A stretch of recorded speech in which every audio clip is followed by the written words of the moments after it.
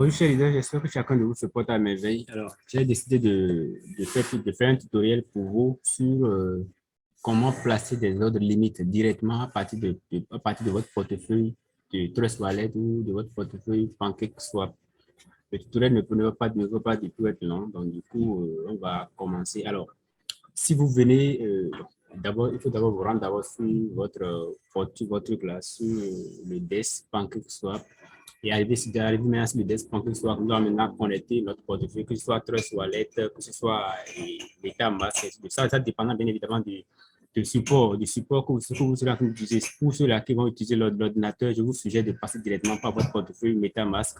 Mais pour vous d'autres, pour ceux-là, généralement, c'est souvent Trust Wallet qu'on utilise. Donc, vous allez simplement euh, copier le lien du desk bancaire, soit vous carrément vous allez passer par le DAP, d'accord, pour vous rendre directement sur le desk bancaire, soit pour pouvoir maintenant connecter votre portefeuille et passer à truc là. Donc, bon, voilà, dès que vous voyez, nous sommes maintenant sur l'interface de bancaire, soit on va connecter le portefeuille. Donc, on vient ici, on connecte MetaMask.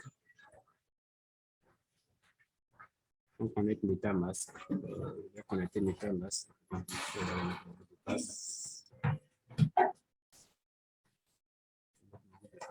Et on connecte MetaMask.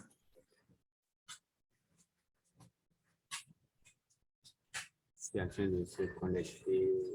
MetaMask est connecté. Maintenant que MetaMask est connecté, qu'est-ce que nous allons faire? Ce n'est pas du tout compliqué. Hein. Ce que nous allons faire, ce n'est pas du tout compliqué. C'est comme d'habitude, on fait les swaps ainsi de suite avec Test. Avec PancakeSwap, ça va se passer de la même manière. Lorsque nous sommes ici, nous venons sur l'interface de PancakeSwap ici, nous passons directement au niveau de limite. Vous voyez au niveau de limite ici. Donc, je clique sur limite. Quand vous cliquez sur limite, la chose fondamentale que vous devez retenir, c'est que si vous voulez placer un ordre, ne placez pas un ordre avec des monnaies volatiles. Quand je parle de monnaies volatiles, vous voyez ici, par exemple, nous sommes avec BNB et Kik. Vous voyez, là, BNB est volatile, Kik aussi est volatile. Donc, quand vous placez l'ordre avec des monnaies volatiles, finalement, vous n'êtes plus en train de récupérer de gains, mais vous êtes en train de faire en fait un réinvestissement. Ce n'est pas ça, et en fait, c'est le but. Ce que nous voulons faire, ce n'est pas de ça qu'il est question. Nous voulons récupérer en fait les gains. Vous voyez donc, quand vous venez ici, en fait, donc ici, il y a la monnaie de base qui est là, BNB, et puis il y a qui est là.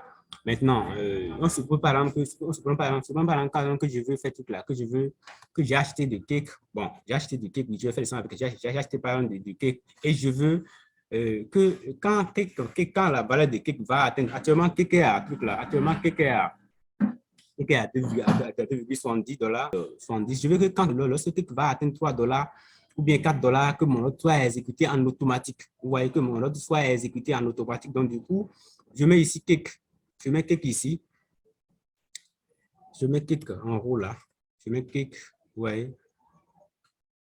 Je mets clic.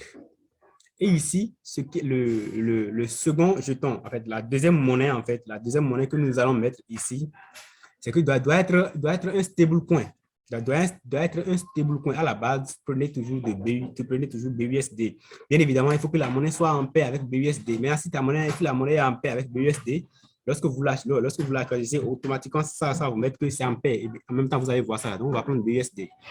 Donc, je mets BUSD et BUSD. Donc, voilà, nous allons vendre Cake et avoir de BUSD dans notre portefeuille. Seulement que ici, ce n'est pas comme ça que ça va se passer, mais plutôt, quand nous allons définir nous-mêmes la limite que nous voulons, en fait, le niveau que nous voulons que le prix atteigne avant que notre ordre soit exécuté. Donc, je défile vers le bas.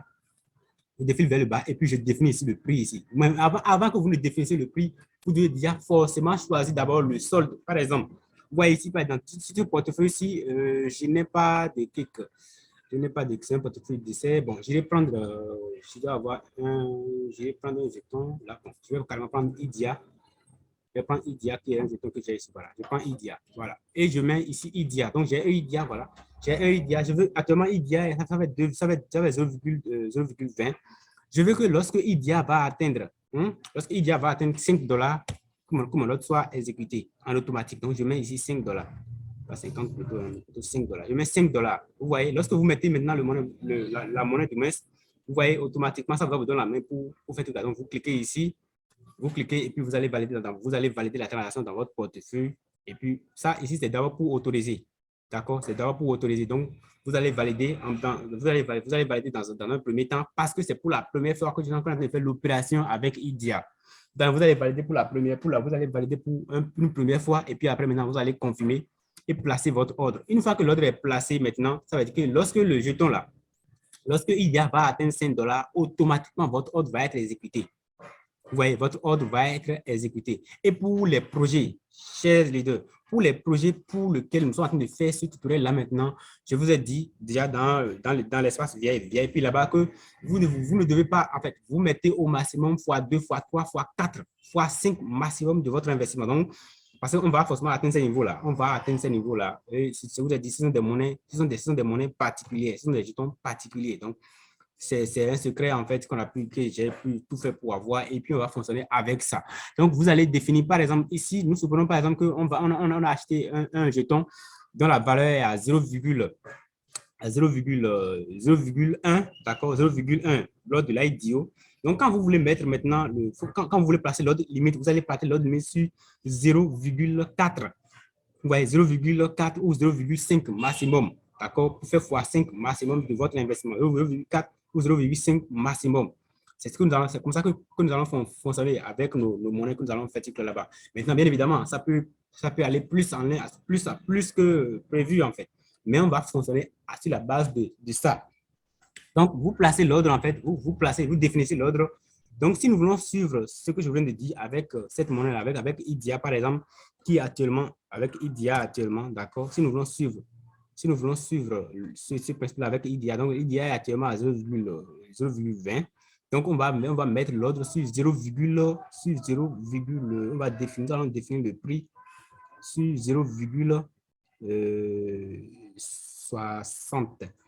0,60. Donc, moi, je mets ça sur 0,60. Donc, quand IDIA va atteindre 0,60, voilà, automatiquement, mon truc là va être exécuté. Donc, quand ça va atteindre 0,60, il faut que nous validions avant. Lorsqu'on clique ici, lorsque vous cliquez ici, d'accord, et que vous approuvez la transaction, et que la deuxième phase vient et que vous validez, vous allez voir en même temps, ça va faire le résumé, le nombre de BUSD que ça va vous donner quand votre objectif va être atteint.